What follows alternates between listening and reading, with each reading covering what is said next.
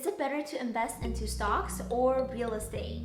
Which one will make you a millionaire and which one is better for retirement? There has been an ongoing debate about which one is the better investment. Now, I have personally invested in both myself, so I'll be going over the pros and cons of each of them. Stay till the very end so you know which one might be the better option for you. Hey there, if you're a returning subscriber, welcome back. And if you're new to the channel, my name is Victoria. If you find any value in this video, all I ask is that you give this video a thumbs up. And if you enjoy videos like this every single week, consider subscribing to my channel. Now let's get into investing in the stock market or investing into real estate. If you had $50,000, where would you invest it? Would you throw it into the stock market or would you invest it into real estate? Let me know which one you would do and leave it in the comments below. Now, you might think one is better than the other because of your personal experience. Whether you have already invested into the stock market or you are invested into real estate. Comparing stocks to real estate is like comparing apples to oranges. There is no fair comparison because they're just simply very different things. They both have their own benefits and their own drawbacks. With stocks, there are so many ways to invest. You can invest into individual stocks, you can invest into ETFs or index funds. And with real estate, you can invest into residential, multifamily, commercial, and you can do fix and flips or hold for the long term and generate rental income every month. Investing into the stock market will be the same for everyone, no matter where you live in the US, because everyone is looking at the same stock market. But when it comes to real estate, it really depends on your location and whether or not the properties in your location will appreciate in value, and also the prices of the homes in your area. There are a lot more factors to consider when looking into real estate. When you think about someone new that wants to get into one of these investments, the stock market is a lot easier to get started than the real estate market. And that is due to the increase in the different types of platforms and apps that you can use to start investing. It is so much easier to invest now than ever before, especially when there are so many easy apps as well as little to no fees. You can even buy fractional shares now if you can't afford to buy a whole share of, for example, Amazon. Now, with real estate, this can be a little bit more complicated because real estate requires more paperwork and it requires you to also have some money for a down payment. There are FHA loans, which I do talk about in the video link below, where you can put in 0% down on a house. But generally, people pay anywhere between 5 to 20% of the property listing price. But generally, people pay anywhere between 5 to 20% of the listed price as the down payment. Now, that's a lot of money that you'll need to be able to get into the real estate market. And on top of that, you'll need some more additional qualifications, such as a good credit score so you can get the best rates, as well as a source of income that the lenders will need to look at before qualifying you for a mortgage. Buying a whole house with cash is impossible for many people, actually the majority of people. That is definitely one of the drawbacks for investing into the real estate because there are a lot of high fees and requirements to get started. Whereas for the stock market, there are little to no fees and low barrier to entry. You can pretty much pick up your phone and purchase a stock of your choice. Now moving on to a passive income. With real estate, you can actually generate monthly income that can give you a higher return than the stock market. Now with real estate, it really depends on your location. I do have a video linked below where I go over whether you should rent or you should buy depending on your specific city. Now, because this is so different for everyone, investing in real estate and generating income is also dependent on the location. But generally, you will see more of an income from real estate than from the stock market, unless you have a stock portfolio of over $1 million and you can live off of your dividends. But for most people who are starting off, $1 million portfolio is something you're working towards. Now with real estate, if you're paying $1,000 every month, but you're able to rent out for $1,500, you can actually pocket $500 every month. That is definitely one of the appeals for investing into real estate because you're able to generate income every month. The S&P 500 has a dividend yield of 1.3%. Now, there are also other individual stocks that offer a higher dividend yield. But for you to generate income every month from your dividends, you will need a larger investment portfolio. So if cash flow is very important to you, then real estate might be a better option. Now this leads me to the appreciation of both of these. The stock market appreciates a lot faster than real estate.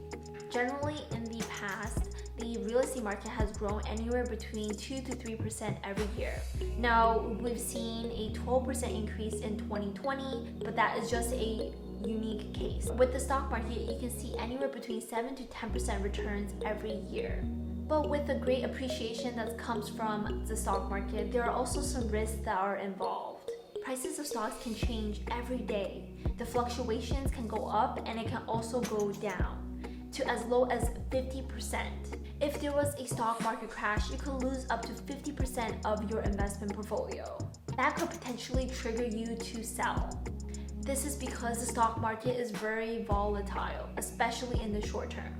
Now with real estate, it's a lot less volatile, especially if you live in a city that is growing and many people are moving to. The value of the properties will only go up and you will rarely see any significant dips in just a day.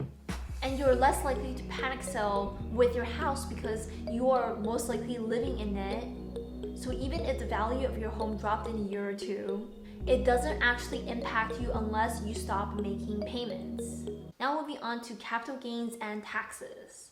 Now, if your stock does go up by 50%, you actually don't get that unless you sell. This is called unrealized gains. Depending on when you purchased and sold the stock, if it was within a year, you'll be paying short-term capital gains, which is based on your ordinary income tax. And that could go up to 37%. And for long-term capital gains, and this could be up to 20%. Check out my video where I go over some taxes on stocks so you know what you're doing before you start investing and selling. With taxes, it really eats away at your profits from your stocks. But with real estate, there are many ways to avoid paying taxes and even use it to grow your wealth. One thing you can do is deduct your mortgage interest payments from your taxes. You can also depreciate your rental properties, which can lower your taxable income. You can also avoid paying capital gains tax on a sale of your home if you do a 1033 exchange for a different property. There's a lot of tax benefits when it comes to real estate. If you had $10,000 to invest, with real estate you can use something called leverage. What I mean by this is with just $10,000, you can get a loan to buy a house that is worth $200,000. Now with the stock market, if you had $10,000, you will only be able to use that $10,000 to invest into stocks. You can do something called margin investing, but that's a lot less and it's also very risky. Real estate does sound like a really great choice because of leverage, but if you look at the time involved in managing this investment, you will see that real estate is an active investment. You actually have to physically be present to make sure that things are running well. This can include finding tenants if you're renting out your place. You may also need to maintain the property if something is damaged or goes wrong. For example, if there needs to be plumbing work or electrical work, or if the roof needs to be replaced. There are just so many things you'll need to do for a property. It will require you to put in a lot of time and energy into the property. And on top of that, it may also result in higher maintenance costs that you might not even have planned for. Whereas the stock market, there is little to no effort when it comes to purchasing stocks. Now, if you do want to stock pick, you will need to do a little research to understand the company and understand their business. But you can easily just throw your money into an index fund or ETF and see it grow 7 to 10% every year. You can do this all easily on your phone. And another really important thing to think about is liquidation. With real estate, once you put your money into the property, it will be very hard for you to pull it out. If you want the money out of your house and you need to sell it, you will need to put your house on the market and it may take a while for it to be sold. You could do something called a HELOC, where you can pull a line of credit out of your home. You can also do a cash out refi. You can pull out cash from your home and actually use that cash for anything else you want, whether that is fixing up the house or even buying another property. Now with the stock market, you can easily liquidate your assets. Now, even with your investment portfolios, you can actually borrow against it. For example, with M1 Finance Borrow, they have a way for you to borrow 35% of your investment portfolio at a 3.5% rate. So which one is the better investment for you? Like most people will say, it really depends on your situation.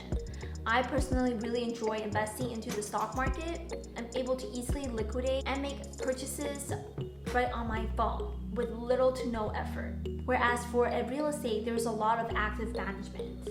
But I also really like the fact that there is passive income that I can make from the property. I prefer a diverse portfolio where I invest half of my assets into the stock market and the other half into real estate. This way I can also hedge against any risks I have if the stock market is volatile or if the value or homes of properties are going down. I like to think of both investments as long-term investments.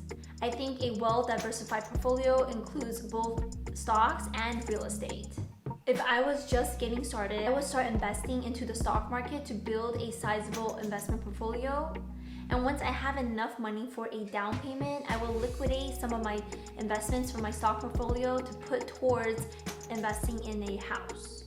And with the monthly income that I make from the real estate property, I will put that money back into the stock market so that my money can continue to grow and compound. And once I start building another sizable investment, I will pull that money out again and put it into buying another home. So that is my strategy of going back and forth between real estate and the stock market. I hope you enjoyed this video. If you have any thoughts or opinions about either of these investments, leave it in the comments below. And if you found any value here, all I ask is that you give this video a thumbs up. It really does help support the channel. And if you're interested in videos like this every single week, be sure to subscribe to my channel. If you're interested in learning the step-by-step guide to buying your first home, check out this video here.